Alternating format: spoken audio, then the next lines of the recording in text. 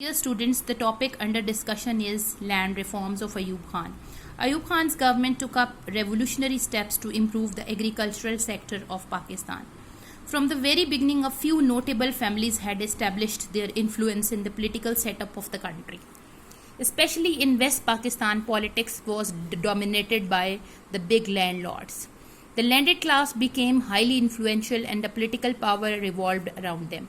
There were big landowners on one side and the peasant proprietors with small land holdings on the other side. Cultivation was done by tenant farmers on the land of the big landowners on the basis of crop sharing. एक तरफ landlords थे तो दूसरी तरफ tenants या मुजारिन थे जो कि बड़े ज़मींदारों की ज़मीनों पर काश्तकारी करते थे और बदले में क्रॉप शेयरिंग करते थे. लैंडलॉर्ड ना तो कोई काम करते थे और ना ही अपनी ज़मीन की मैकेनाइजेशन की तरफ, फार्मिंग की मैकेनाइजेशन की तरफ तवज्जो देते थे, लेकिन एक्सट्रावेजेंट उनका लाइफस्टाइल था और क्रॉप शेयरिंग में उनका लाइन शेयर होता था, यानी बहुत बड़ा हिस्सा वो हासिल कर लेते थे और इस रकम को ज़ाहिर है वो अपनी वेस्टफुल पॉलिटिकल एक्टिविटीज़ पर भी खर्च करते थे. They rarely visited their land and were not interested in raising the productivity of the land.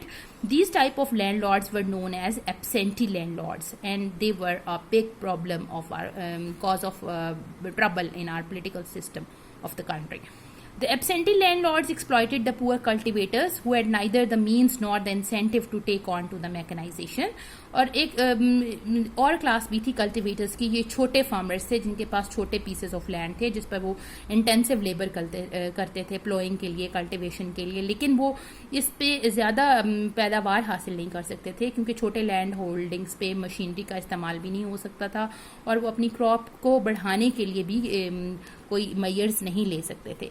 इस तरह से ये तीन किस्म के टेनेंट्स, यानी एक तरफ लैंडलॉर्ड्स थे, उनके टेनेंट्स थे जो उनकी ज़मीनों पर काम करते थे, उनके पास कोई ऑल्टरनेटिव चॉइसेस नहीं थी कि वो मज़ीद अपना हिस्सा बढ़ाने के लिए या अपनी रोज़ी को बढ़ाने के लिए कहीं और जा सकें, कोई और जॉब अपॉर्चुनिटीज़ तलाश करें. लैंडलॉर्ड की तरफ से उनको ये भी ख़तरा होता था कि वो प्रेजेंट टेनेंट्स को अपनी ज़मीनों से बेदखल कर देंगे और साल के आखिर में नए टेनेंट को हायर कर लेंगे फ्रेश टर्म्स एंड कंडीशंस पे.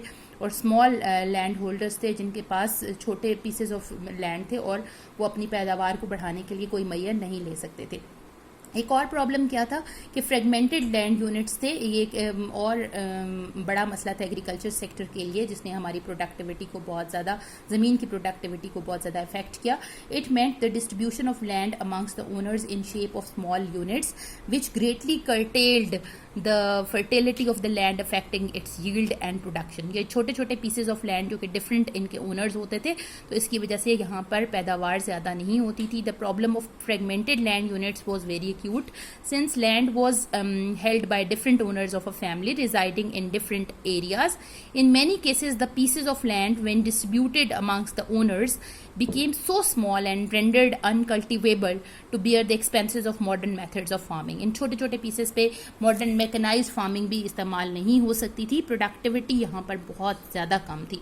अयूब खान ने इन तमाम प्रॉब्लम्स को सॉल्व करने के लिए, बिग लैंड ऑनर्स के इन्फ्लुएंस को कम करने के लिए और पर्टिकुलरली एब्सेंटी लैंडलॉर्ड्स के पॉलिटिक्स में इन्फ्लुएंस को कम करने के लिए, इकोनॉमिक कंडीशंस को दुरुस्त करने के लिए एक लैंड रिफॉर्म कमीशन अपॉइंट किया 1958 में. Ever since the independence need for land reforms was acutely felt but no step was taken to dissect the large holdings. The Land Reforms Commission was advised to consider the problems related to ownership, tenancy of agricultural land, and to recommend steps for ensuring higher production and security for those engaged in cultivation. यानी ownership, tenancy के problems को solve करने के लिए, higher production हासिल करने के लिए और कल्टीवेशन में जो टेनेंट्स इन्वॉल्व थे उनके लिए सिक्योरिटी प्रोवाइड करने के लिए का काम दिया गया लैंड रिफॉर्म कमीशन को. The commission submitted its report within 3 months. Ayub Khan within 3 weeks of the submission of the report announce land reforms for west Pakistan. The main features of the reforms was as follows. Main features क्या थे reforms के, देखते हैं. सबसे पहले for land no person was to own more than 500 acres of irrigated and 1000 acres of non-irrigated land. In case of gardens or meadows, the landlord was given the right to own 150 acres more land. यानी irrigated land जो है वो कम रख सकते थे और non irrigated ज़्यादा रख सकते थे। क्यों? क्योंकि इरीगेटेड लैंड ज़्यादा यूज़फुल होती है नॉन इरीगेटेड लैंड के मुकाबले में। इरीगेटेड लैंड वो होती है जिसको आर्टिफिशियल मीन्स ऑफ इरीगेशन के ज़रिए इरीगेट किया जाता है, और नॉन इरीगेटेड लैंड ऐसी ज़मीन होती है जो बारिशों पर डिपेंड करती है। तो नॉन इरीगेटेड लैंड पे क्रॉप ज़्यादा नहीं होती, इरीगेटेड लैंड पे क्रॉप ज़्यादा होती है। इसलिए इसकी कम हद मुकर्रर की गई कि आप इतनी ज़मीन अपने पास रख सकते हैं और नॉन इरीगेटेड की ज़्यादा ज़मीन आप अपने पास रख सकते हैं। और मेडोज और गार्डन्स के सिलसिले में कहा गया कि लैंडलॉर्ड एक्स्ट्रा 150 एकर्स भी रख सकते हैं। The landlord were given the right to transfer their excess land to the women of their families and orphan children. However, the transferred land would not exceed the limit of 250 acres of irrigated and 500 acres of non-irrigated land. Present landlords would hand over the excess land to the government. जो फालतू ज़मीन होगी, इस हद से ज़्यादा ज़मीन होगी, वो गवर्नमेंट को दे देंगे landlords. The landlords would be compensated, उनको कंपनसेशन दी जाएगी जो ज़मीन उन्होंने गवर्नमेंट को दी होगी 25 साल के अरसे में, किस्तों में, इंस्टॉलमेंट्स में। The jagirs were confiscated without any compensation, लेकिन जो जागीरें थी उसमें कोई भी कंपनसेशन गवर्नमेंट नहीं देगी, बगैर कंपनसेशन के ले लेगी।